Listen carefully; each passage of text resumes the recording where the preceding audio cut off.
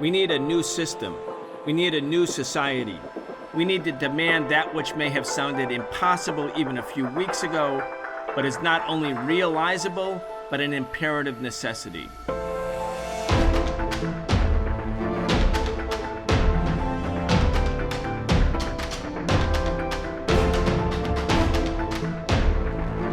As the United States escalates the war in Ukraine by sending another $33 billion to Ukraine, today we talk about how and why the Ukraine war could become a nuclear confrontation. Welcome to this week's episode of The Real Story on the Socialist program. I'm your host, Brian Becker.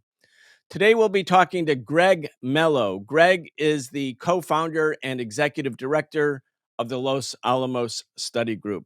Greg Mello, welcome to the Socialist program. Nice to be here. Thank you, Brian. Greg, we wanted to talk with you because you are an expert on nuclear arms, the nuclear arms race.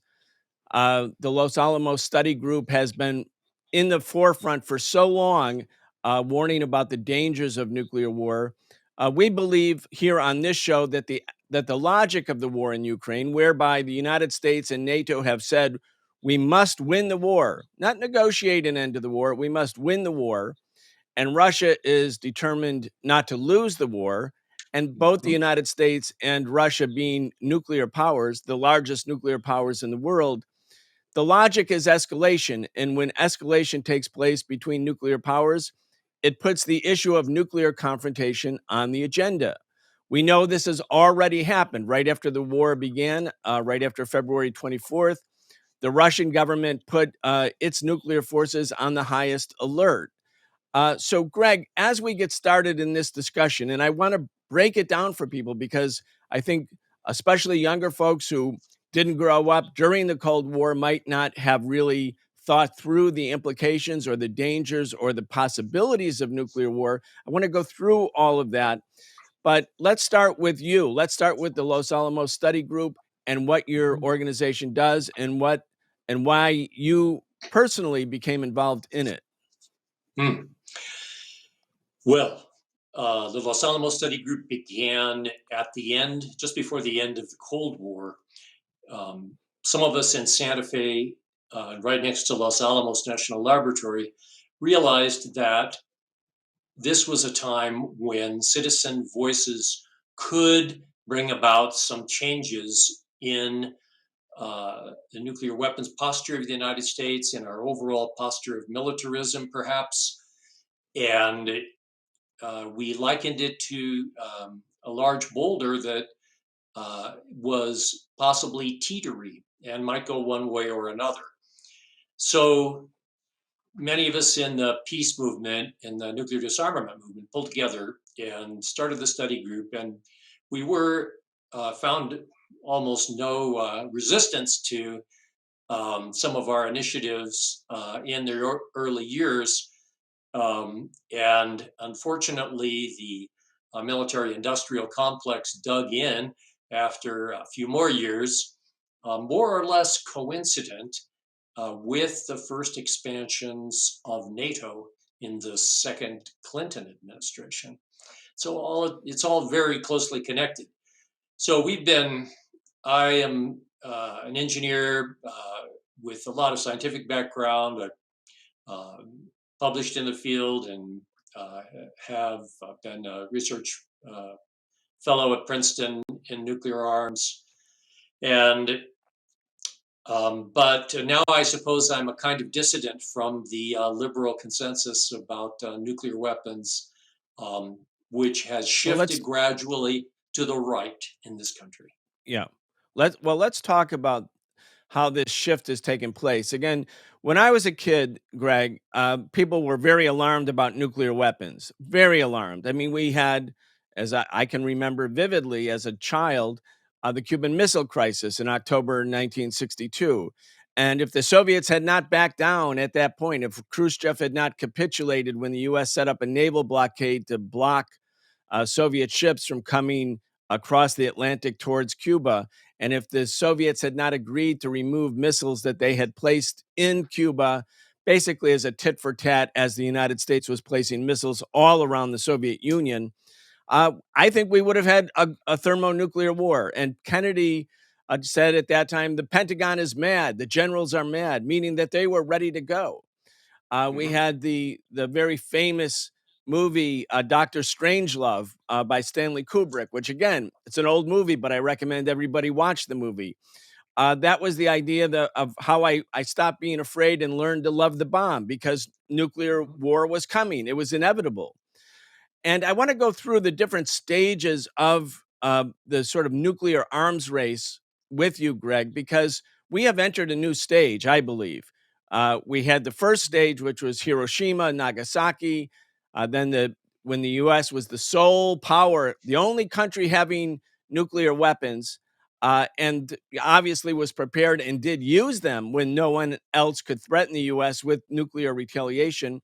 And the Soviets moved aggressively to get their own nuclear arsenal over time, eventually establishing a kind of parity, a certain symmetry. Anyway, let's go through the different stages or that. But I want to get your before we do it, I want to just get your very briefly your thoughts. Could the Ukraine become a nuclear war, and why? Oh, yes, it certainly could, because the way things are set up now, both sides are have an existential interest in the war. Russia can't afford to lose. NATO can't afford to lose. The way they think about it at present, Russia began the war, or that intensified the 8-year running war that was already taking place in the Donbass region, because the security architecture of Europe as a whole was an existential threat to them as they understood it. That things were developing to such an extent that their reaction time to an attack from the West was being measured in minutes.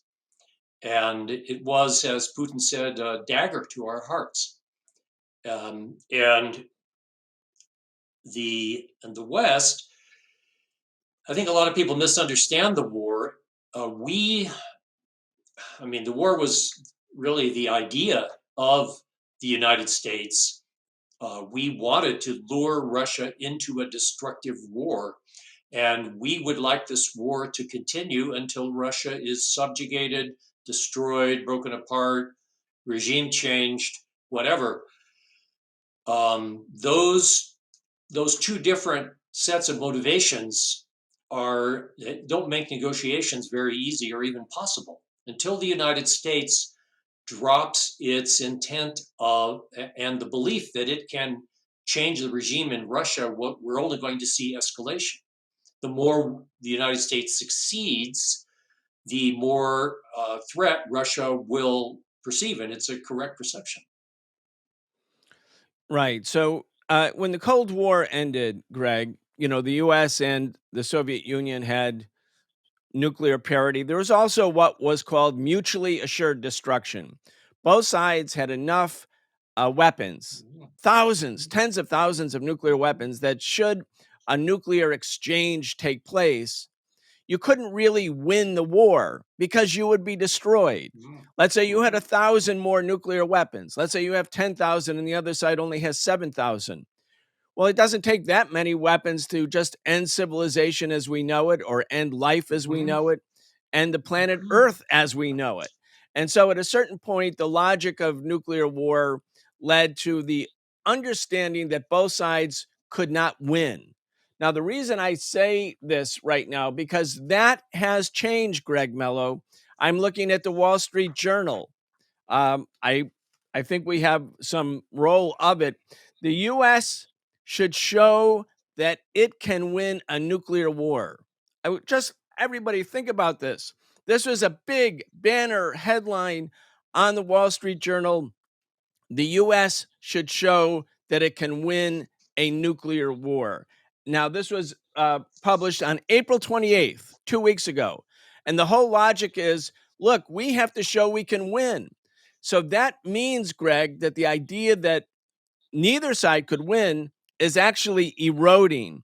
And in fact, the US or parts of the US, certainly media establishment, but I would guess also the military establishment, and certainly some of the politicians, the gung ho politicians in Congress from both parties, they think, well, look, if it comes to that, we can win. I mean, let's just talk about this as a new phenomena in American politics, in the American media. And I want to ask you, as an expert on nuclear weapons, can some side win a nuclear war? Absolutely not. That is the most crazy thing. I don't subscribe to the Wall Street Journal. I've never seen that headline, although I've heard it mentioned. But it's shocking, even to me, that anyone could think such a crazy thing. Um, the nuclear war is not a game. It is not a. I think part of our problem is that we in the United States are, in effect, fighting an informational and propaganda and political war primarily. And these are the terms in which so many of our leaders and pundits actually think in. So they are not, they don't have their feet on the ground in any serious way. They move from meeting to meeting, tweet to tweet, and they don't understand what this means. People, nuclear war, as Ted Postel said the other day, means a 10,000 degree wall of fire moving through your city. It means the sun being brought down to the surface of the earth. It means a nuclear winter after it's all over, where no one, where the temperature doesn't rise high enough to grow any food. It means pretty much everybody dies. It's not, there's nothing, uh, it is so far beyond the comprehension of today's leaders that um, it's a kind of a break with reality, almost a kind of psychosis that has enveloped people who could write something like Yeah, and the fact that the Wall Street Journal let it be published, it shows it's not marginal. It shows that. that Right. the Wall Street Journal Right. thought this was an article that needed to be published. Again, it's across the entire editorial page in the Wall Street Journal, April 28th. People can look at it for themselves. And the whole idea, the thesis is that unless the US can show that it will win a nuclear war, it might be afraid of a nuclear war. And if the US is perceived as being afraid of a nuclear war, that will allow Russia to be more aggressive.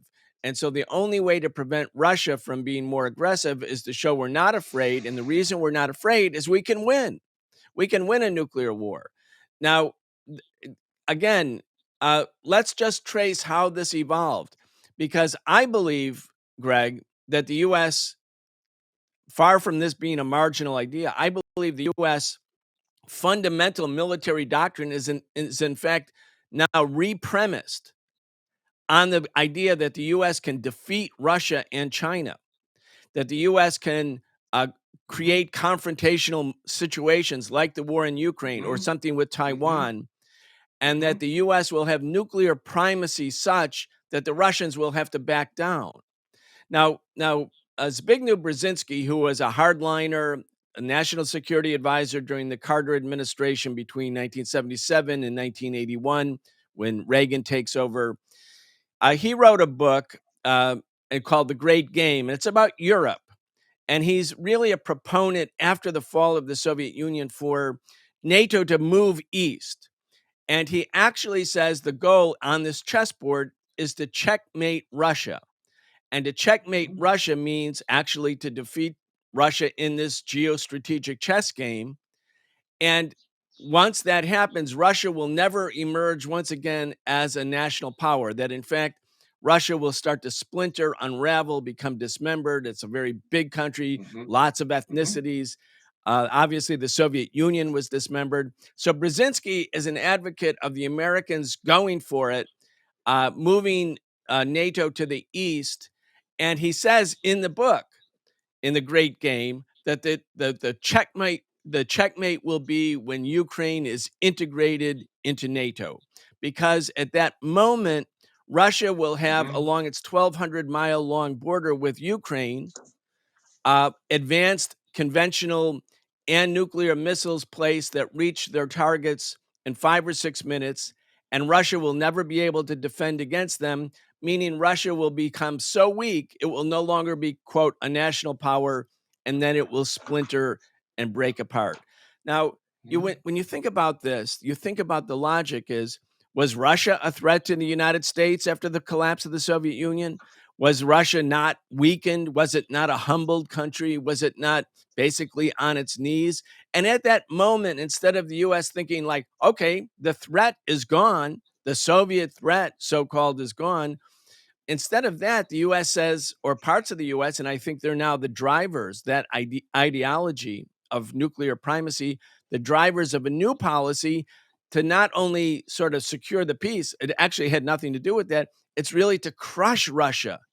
And it seems to me that the Russian government has come to the conclusion that this position, which at first might have seemed to be an extreme position, is in fact a consensus position within the American establishment. I agree with every bit of that analysis. You can extend it back in time. Mackinder, Hitler's geostrategist Haushofer, Brzezinski, Wolfowitz. It's embodied in the idea that we must not allow any peer competitor to arise is been embodied in U.S. official strategies for a number of years now. And Russia, as a sovereign state with legitimate interests, is almost automatically a peer competitor because of its size and where it sits. So, in addition to all that, we would like to have the resources that Russia has. In addition to all that, we would like to keep Europe dependent on us and not let business ties develop any further, in fact, to weaken them. We'd like to have better access to the Middle East from the north to box in Iran and the resources of the Middle East, which will be even more important in the decades ahead as fossil fuels continue to decline. There's a number of reasons why these are longstanding US policies that are driving us toward escalation with no endpoint other than disaster at this point. Yeah. When we think back to the history, and again, unfortunately, not enough people, especially in this country, know even contemporary history. When the US had nuclear primacy, when it had a monopoly on nuclear weapons, it used them. And I want to talk about Hiroshima and Nagasaki for a minute. One bomb dropped in early August 1945 on Hiroshima, a civilian city without any military significance, a city that had not been bombed earlier. Maybe the US was trying to keep it sort of as a laboratory experiment. You can talk about that if that's true. And then a few days later, Nagasaki, one bomb in those two cities killed, I don't know, 100,000 people. I mean, in a flash. Talk about a weapon of mass destruction, an indiscriminate weapon. But the US was very excited about the ability to have that weapon. It wasn't, later or even then it was justified as, well, this saved American lives because then we didn't have to invade Japan, and now Japan was compelled to surrender. I mean, there's a lot of that that's just BS, frankly. But anyway, let's help the audience understand what Hiroshima was, what it meant for American foreign policy, and the military reality of whether or not the use of that bomb was actually necessary in order to beat Japan, and what its role was in the beginning of what became the Cold War. Well, the US military, the Air Force did not think that the bombing of Hiroshima and Nagasaki made any difference to the end of the war. Military leaders in the United States at the time that argued against it. Japan was already defeated. They were starving. They were surrounded. There was a complete naval blockade. They were suing for peace. Sure, there were people who wanted to die, fight to the last man, but they were rapidly becoming, they were headed toward a minority. And we intercepted their cables. They wanted Moscow to be their advocates, to sue for peace. They had no idea that the Russians were moving a gigantic army to Manchuria at the time. And so, yes, that wasn't necessary at all to end the war. It made no difference, but it did make a big difference in U.S. foreign policy then and immediately after. There were inexperienced people. Jimmy Burns became Secretary of State. Truman was Truman as president. They were both completely inexperienced. Of course, everyone was inexperienced with respect to atomic weaponry, but those two were inexperienced in foreign policy, period. There were warnings that, gosh, Russia has some very smart people and a lot of industrial capacity, and this is a terrible mistake to threaten them with nuclear weapons, as we did, implicitly and explicitly in the years immediately following the war. So there were, war plans, Operation Broiler. There were the first war plan for a nuclear attack on the Soviet Union was produced about a month after Hiroshima and Nagasaki. And the U.S. and the Soviets had been allies. So here the Soviet Union and the United States as an ally, and they're preparing a nuclear attack against the Soviet Union, their ally. Yes, there was quite a lot of opinion in the Air Force that we should destroy the Soviet Union completely while we had the chance. So looking back at those weapons, which you have accurately described, the United States has a bomb in its arsenal today that's almost 100 times as powerful as those weapons. And it's being debated as to whether we should keep that weapon.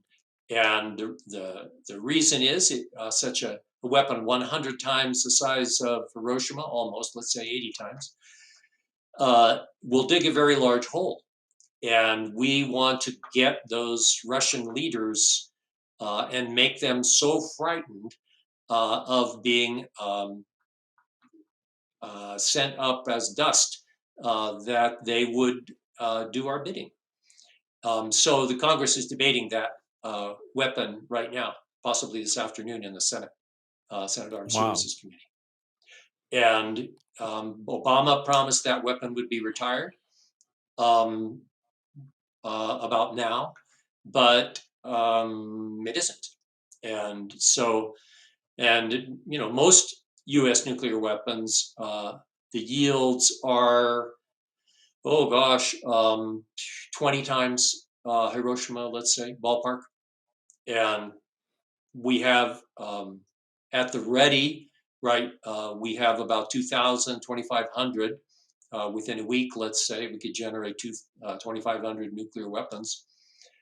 There is a feeling in the Pentagon, and this, based on conversations that I've had, that because our warheads are extremely accurate and Russia's are not quite as accurate, that ours are, we could take out more of their weapons in a first strike, and they would then squander most of their weapons attacking our missile silos in Colorado, Wyoming, Montana, Nebraska, and North Dakota, and that the fallout would be tolerable, and therefore we'd win the nuclear war. And if you give something like a nuclear bomb to the military. The military is they can't think in any terms other than winning. So it's a kind of, in fact, it's a misnomer, a mistake to think of a nuclear weapon as a weapon, because as soon as you do, then it falls into this victory machine, this victory frame. That's why you have weapons, so you can win. And so there's, the people in the Pentagon generate these scenarios where victory that maximize U.S. positive outcomes from a nuclear war. That's what they do. That's what we're paying people to do. And it's absolutely crazy. Always was and always will be. We've learned recently that from Vladimir Putin that Russia asked to join NATO as NATO was starting to expand in the 1990s, and the U.S. said no, no, they're not going to do that. Then, now obviously Yeltsin had very good relations with the United States, and Yeltsin appointed Putin to be the new leadership. I mean, Yeltsin was responsible for his ascension. But in 2002, the US canceled the Anti-Ballistic Missile Treaty. And a few years later, Putin said, that's a game changer. Now, I want to talk with you about why that's important, but also just for our audience, several things happened in sequence here, also in a run up to the war in Ukraine. And I want to list them real quick. 2002, Putin says the cancellation of the ABM, anti ballistic missile treaty, that's a game changer. Then you have in 2014, the coup d'etat in Maidan in Kiev, in the capital city of Ukraine. The U.S. supports it. Literally, American officials and politicians are in the square with the protesters on the eve of the overthrow of a democratically elected government. Yes, a corrupt government, Mm-hmm. but democratically elected government. And most importantly, a neutral government. Yanukovych had professed to keep Mm-hmm. Ukraine out of NATO. So that's Mm-hmm. 2014. So 2002, ABM treaty canceled. 2014, the Maidan coup overthrows the Ukrainian government. Now it's clear that the U.S. is going to move Ukraine into an American sphere of influence and maybe formally into NATO. Then you Mm-hmm. have in 2018, when Trump is starting his second year, the Pentagon quadrennial report comes out announcing that the U.S. has a new military doctrine. The war on terror is no more. It's no longer Mm-hmm. Al Qaeda. It's major power conflict. That's 2018. Obviously, the major powers are Russia and China. The third thing that happens is that in 2019, the U.S. unilaterally withdraws from the Intermediate Nuclear Forces Treaty. Mm-hmm. And then, and that's the treaty that banned or prohibited these missiles that had a flight time of 5 or 6 minutes to their targets that had become, what launched the anti nuclear movement in the 1980s when the US placed them in Europe. And Mm-hmm. then the US cancels the Open Skies Treaty or its participation in it. So let's real quick talk about why and how this is existentially significant to Russia and its ultimate calculations regarding Ukraine. Again, how important, what is the ABM? Why is it important? Why did the US cancel it? What was the INF? Why did the US cancel it? Open Skies Treaty, what was it? Why did the US cancel it? Okay, I want to add one more to your list, and that was a Okay. NATO meeting in Bucharest, where NATO said as a policy that we will add Ukraine and Georgia to the NATO alliance. That was in 2008. John Mearsheimer emphasizes that in his talks about this, that and Putin then he said, this is, in your words, a game changer. We cannot allow this to happen. This will never happen. And it wasn't just short time after that, a war was fomented in South Ossetia, and Russia came in 3 days, took care of That's that. in Georgia. Um, In Georgia, a yes, few months later, yes, a few months after that yes, summit. yes. And so that policy of Ukraine joining NATO was articulated at the highest NATO level as a consensus in 2008. But now back to your list. The ABM treaty was the United States and Russia realized that anti-ballistic missile systems were really part of the overall nuclear war structure. So one side could, if one side had an effective ABM system, it could launch an attack and take out most of the opposing forces. On the other side, the remnant could be taken out by the anti-ballistic missile system. So it was basically an offensive system. And both sides realized that this was going to increase the risk of nuclear war. If we just allowed these ABM systems to proliferate, it will be worse. So, who was that? Nixon, who under Nixon, 72, I cannot remember exactly. 72, Nixon, right. Okay. So repudiating that was a declaration of an arms race by the United States. We have been, in this country, investing in anti-ballistic missile systems for a long time. Now, they're not very effective. The tests have been rigged. The incoming warhead speeds are very high. Lots of decoys can be cheaply created so that the problem of interception is quite difficult. But it's easier to shoot down an ICBM when it's going very slow and there aren't any decoys in the first part of its trajectory. And the United States is building such systems in Romania and has built in Romania and Poland at this point. And that was foreseen back in 2002, 2003, when that treaty was abrogated by the Bush administration.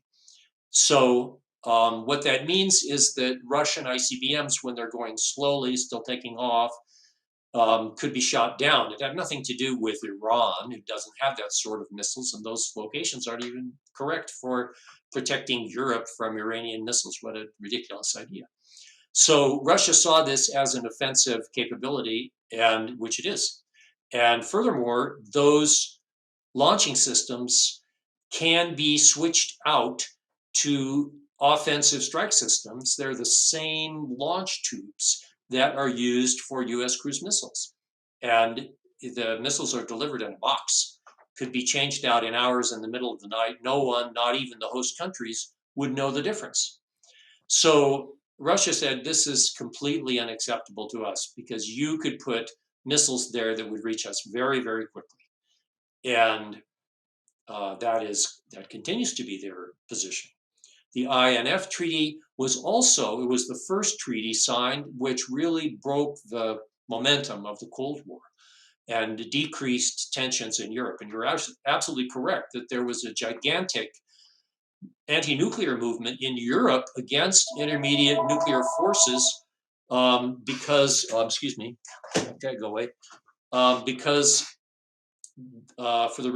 the lack of warning time. People realized that Pershing missiles launched from Germany would be in Moscow in 7 minutes, and therefore that they themselves were automatically then a high priority target, maybe a preemptive target. So INF Treaty was one of the foundation stones of peace between the United States and Russia. I think, let's see, what was the rest of your list? The Open Skies Treaty. Open Skies Treaty, another one. Just a rather plain vanilla confidence building measure that didn't cost us anything.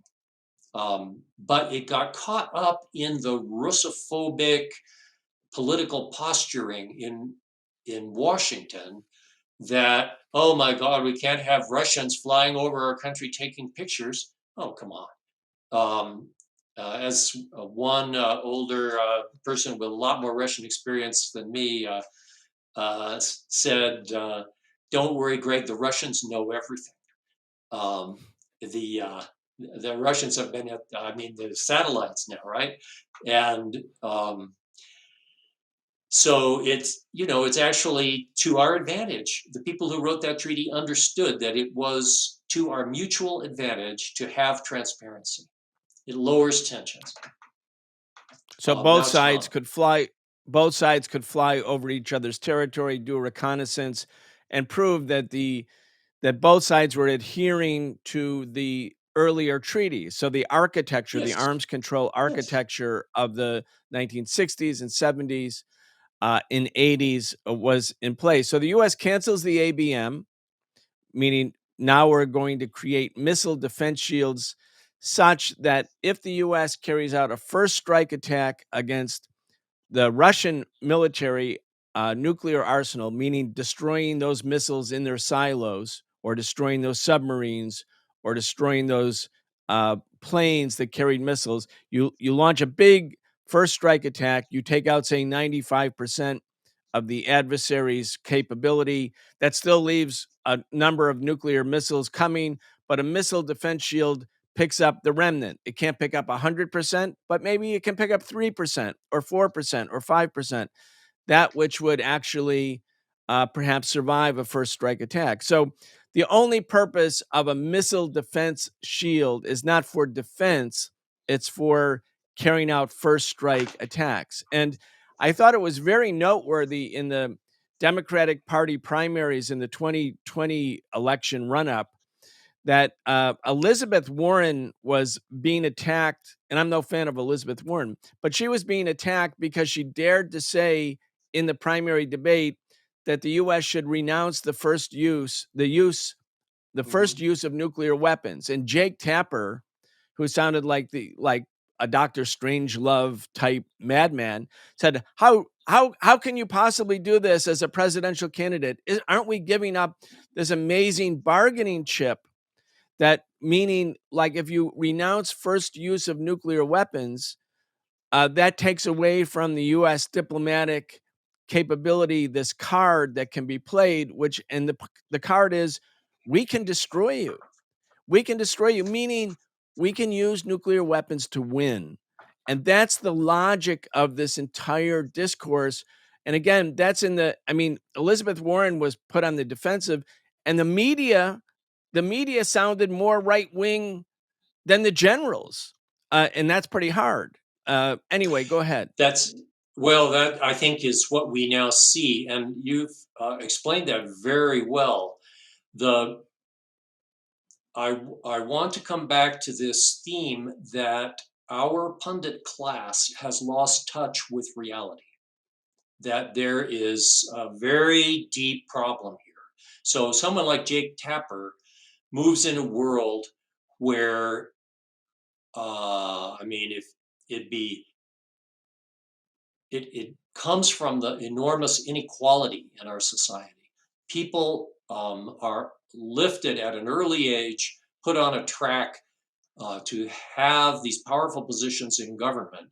They don't know how the poor people live. They don't know, as we've often discussed here at the study group, they don't have to tell the difference between 12 inches and 13 inches because they have people they hire to build things for them.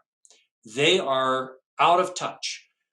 They don't know science. They don't know military science. They don't know thermodynamics. They don't know how to manage a highly technological society with a large military because they live in a world of PR and politics and ratings, and that's their world. We've never had this situation before. A generation of people in the past, even more conservative people, would understand. I mean, Nixon, for crying out loud, they understood the value of lowering tension through greater transparency.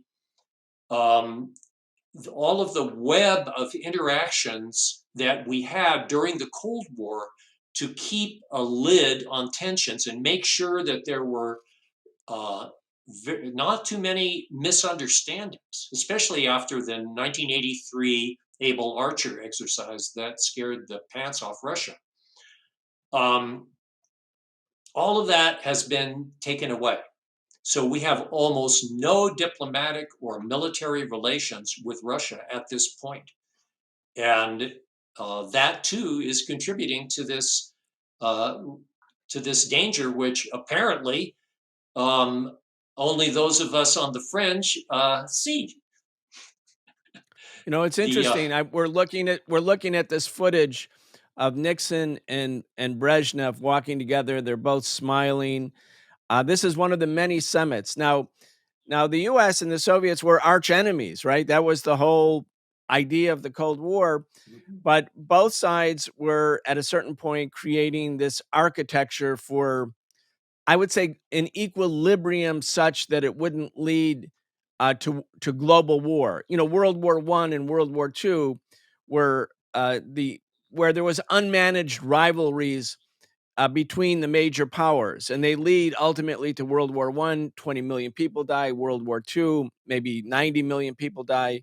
So in the middle of the Cold War, there's this equilibrium that's created based on mutually assured destruction. So you have Nixon, who, as a teenager, I mean, I couldn't think of anyone more right wing than Nixon. And he's with Brezhnev, the Communist Party leader of the Soviet Union, smiling. They're having summits. They come to arms control agreements. And I'm saying all of this because of the point that you're making, the general political discourse in America has shifted so far. I went when Obama made his acceptance speech at the Democratic National Convention in 2008, and I compared his speech to Richard Nixon's acceptance speech at the Republican convention in 1968. So that was 50 years later. And Obama sounds like he's to the right of Nixon. Now, it's not because Obama is really to the right of Nixon. It's because the political discourse has shifted so dramatically in America that Richard Nixon, the right winger, the anti communist, seems like a liberal by 2008 standards. And between 2008 and 2022, another 14 years, we're at a situation where media pundits like Jake Tapper, uh, or these rich kids, these privileged rich kids who grew up with a silver spoon in their mouth. And I'm talking about Anthony Blinken and Kurt Campbell and Jake Sullivan, Victoria Nuland. You know, they are sort of routinely talking about, yeah, if war comes, we can handle it. We're ready for anything. Sanguine about war, not worried about war, talking about we must win the war. And doing all of these measures against Russia such that Russia feels so existentially threatened that it climbs the escalation ladder back. And how do these people step off the escalation ladder? How does that stop? That's why the logic here, the Americans are very content.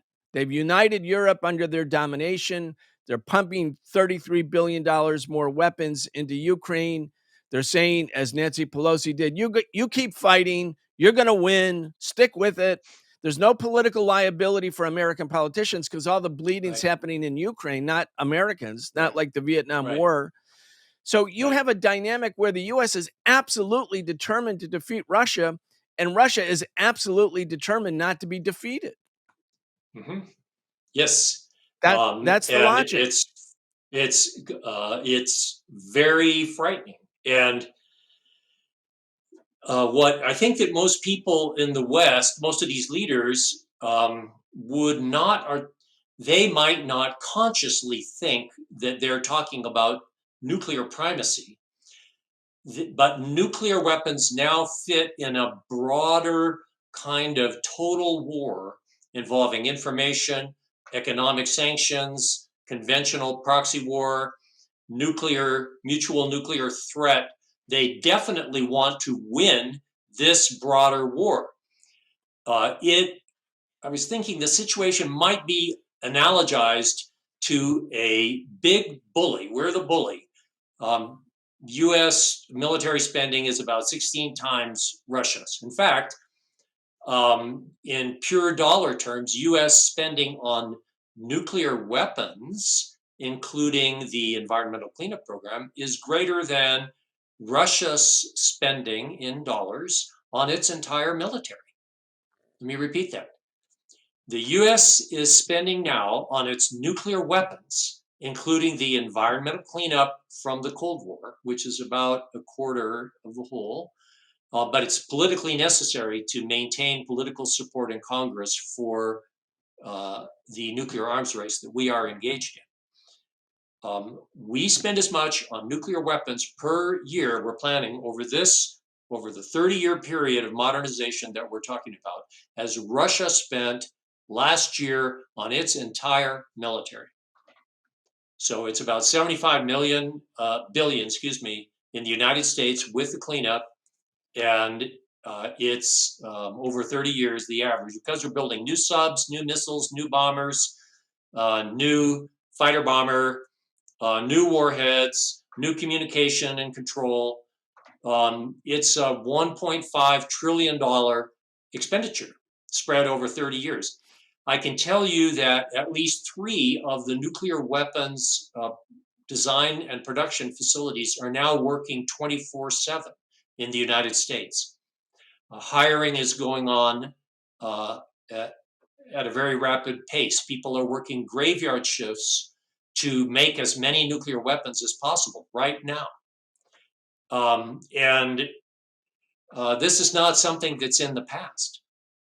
This is something which is happening right now. There are 5 nuclear weapons projects in the United States which are happening simultaneously. This has never happened since the Cold War. We feel, the US military, has begun to feel inferior. Now, when we said we're going to withdraw from the ABM treaty so we can proceed with ballistic missile defense, Russia said, this is a very expensive endeavor and we're not sure it will succeed. We do not want to engage in a ballistic missile defense race with you. If you do this, we are going to have to enhance our offensive missile capabilities and develop nuclear weapons which you can't shoot down. What was it, 3 years ago, Putin had a press conference and he said, we have now done this. Here are our new missiles and you can't shoot them down. Here is our new nuclear cross-oceanic torpedo. You cannot find it or destroy it. We are now immune from not only your present ballistic missile defense system, but any future one you might want to or feel somehow be able to develop. We have created a nuclear shield for ourselves. But bear in mind that their military expenditures are a tiny fraction of NATO's. So we have a situation where we, the bully, are beating up at this point. We're beating up on a much weaker adversary, a schoolyard weakling, but he's got a handgun in his back pocket. Very interesting.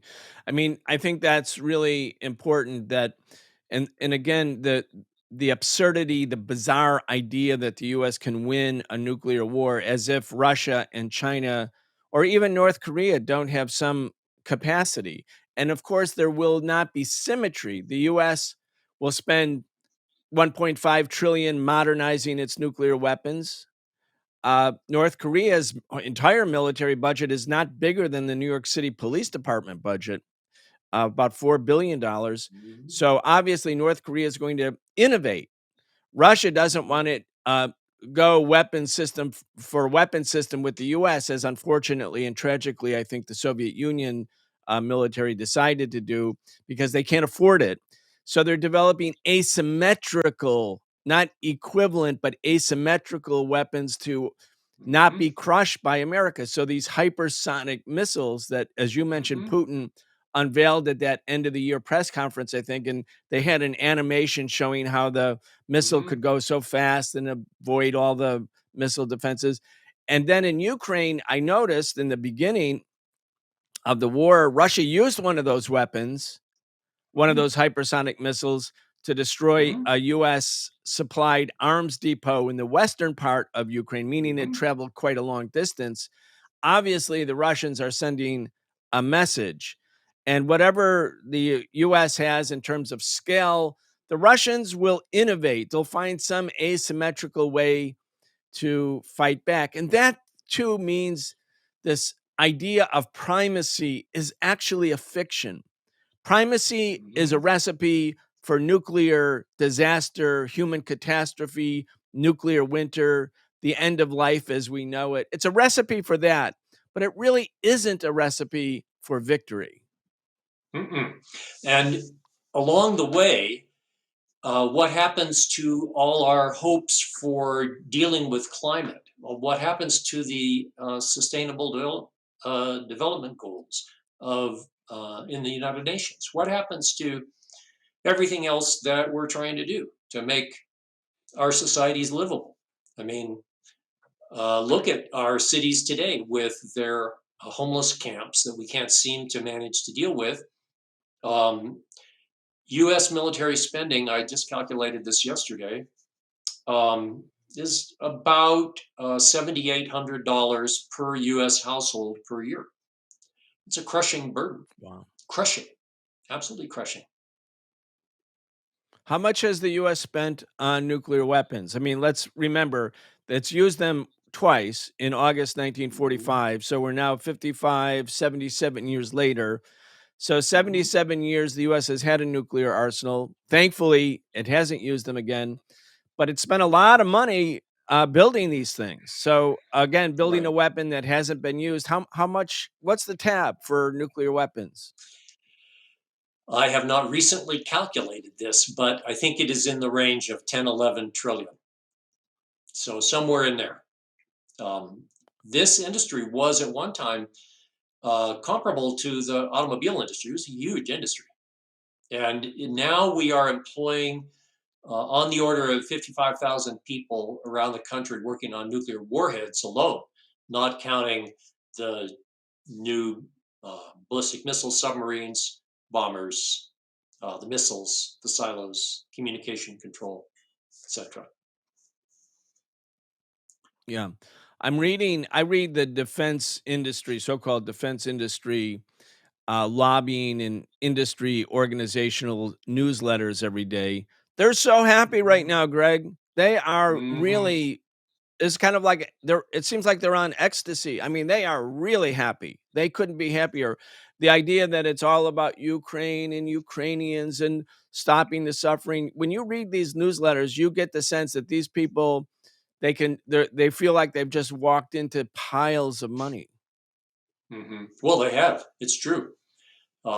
I mean, at Los Alamos National Lab, they used to frequently joke about their funding strategy was simply to wait until the truck uh, drove up the hill and dropped the pallets of money.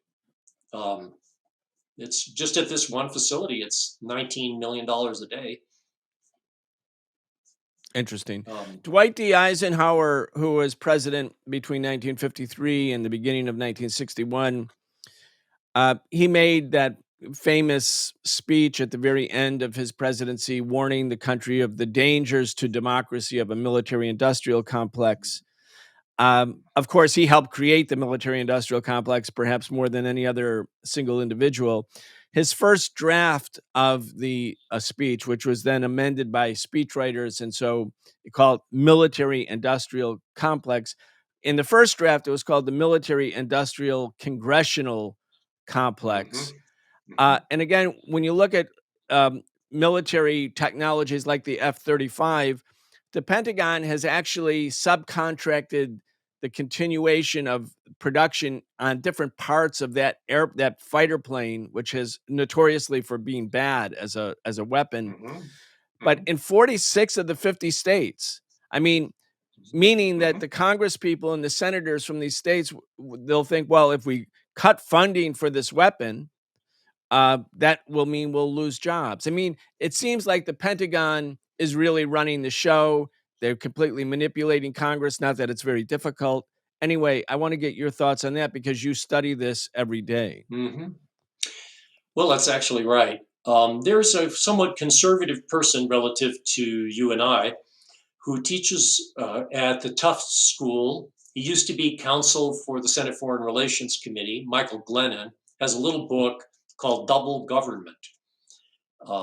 In the book, he argues that the United States has evolved a kind of double government, which is a phrase that comes from the 19th century in England, that we have an outer government and then we have an inner efficient government, which is necessary to manage the complexity and continuity of our far flung empire, just as it was necessary for the UK to have such a efficient government in the 19th century to manage its empire. The what he calls the Trumanite institutions of the National Security Council, Pentagon, the intelligence community, that they have now grown so cancerously in comparison to the what he calls the Madisonian or constitutional institutions of the United States, the Congress, the presidency, the courts, that the latter are completely unable to control them anymore. Well, I have been in several hundred congressional briefings over the last 12 years. And what I have learned there is that Michael Glennon is correct, that the military industrial complex, allied with Congress, with the media, with the think tanks, with the academia, they are calling the shots. There's very little able or interest on the part of Congress to create accountability in this system. And it is only going to be, as this more conservative person, Michael Glennon says, our conclusion is the same as his. Only with an aroused, really aroused citizenry. Well, that's the phrase he uses, but I mean more than aroused.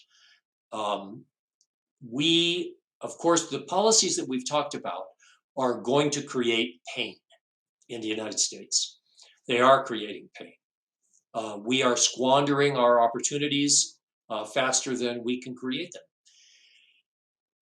How we understand, how the public understands, and especially how the leaders of civil society understand the pain that we are experiencing and are about to experience, is going to determine where this goes, assuming we can avoid nuclear war.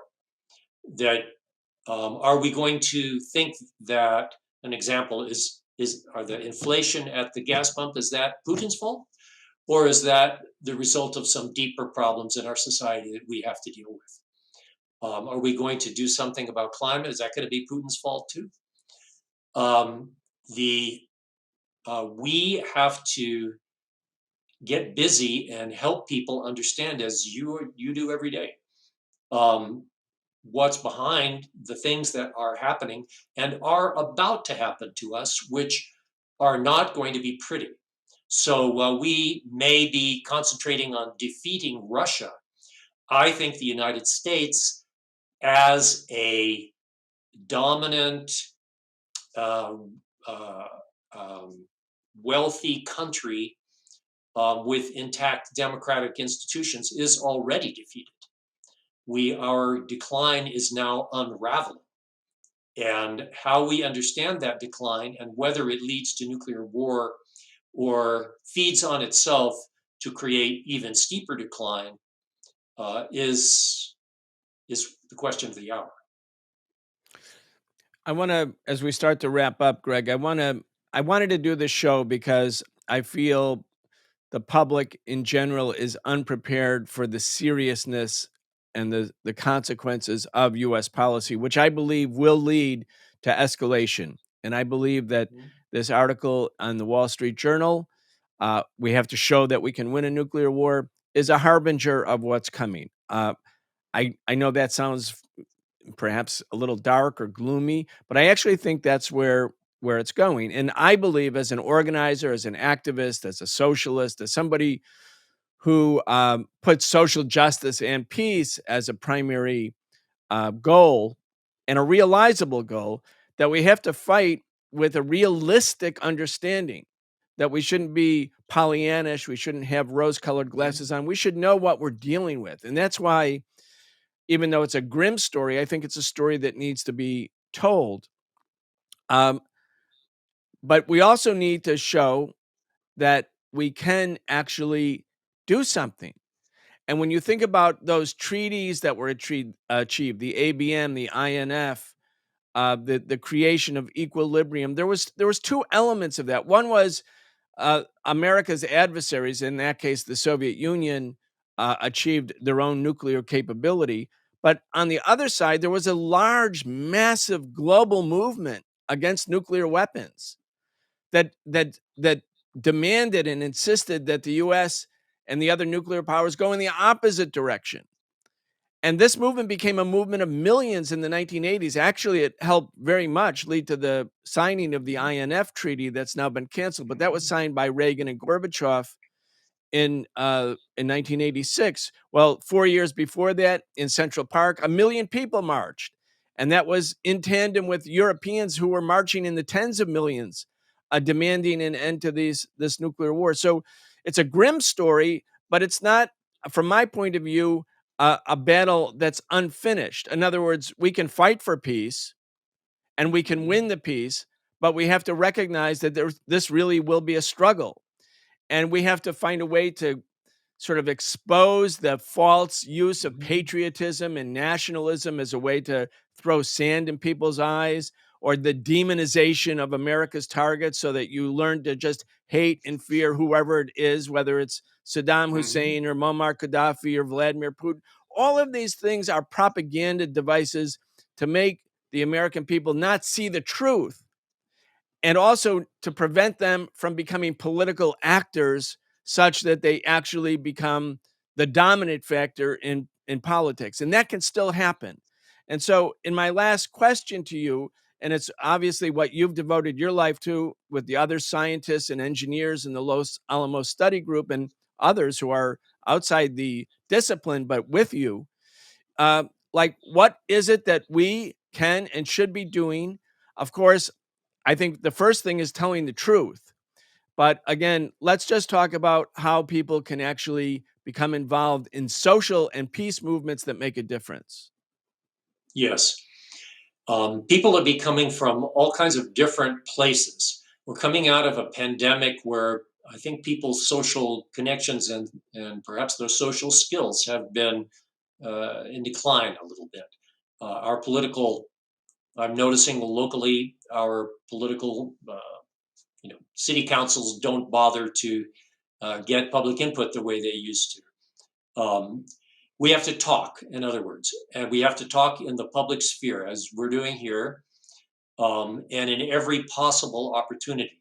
One of the barriers is that we're seeing in some of our conversations is that people are waiting for the perfect moment or the perfect trope or rhetorical device or something. Well, there isn't any. It's extremely imperfect right now. The beginning of the anti-war movement back in the early Vietnam days was extremely imperfect. Everyone was trying to figure out what the heck was going on and what the implications were, and they tried everything. We need to come together in what organizations we have and use the institutions and networks that we have. We get a certain amount of pushback right now from mainstream liberals who are probably our biggest challenge right now in terms of understanding what's going on. And whereas rather oddly, there are many conservatives who understand perfectly well what's going on. And I haven't quite figured that out, but the we've got to, there's going, Ukraine is running out of military age men, trained military age men. And so there's a very big danger that NATO is going to be directly involved. Or NATO member countries are going to be sending their Right. volunteers, mercenaries, whatever, over there, and there's an army. Their army's massing right now. So in addition to the gigantic amount of money that Biden is asking for, there's also materiel. We have to reach out to our European friends, all of us, and ask them what the hell they're thinking, and try to get them to come out of their bubble of unreality. But I think that we're about to put up a billboard in a couple of days. Should be Friday or Monday. And a billboard message has to be very brief, and it's not a downtown billboard by any means. It's on an interstate highway. It says, "Educate yourself, oppose the war." And there are many ways to do that, but we just have to get off our asses. All right. We're going to leave it right there. That was Greg Mello. Greg is the co-founder and executive director of the Los Alamos Study Group. Greg Mello, thank you. Thank you so much, Brian.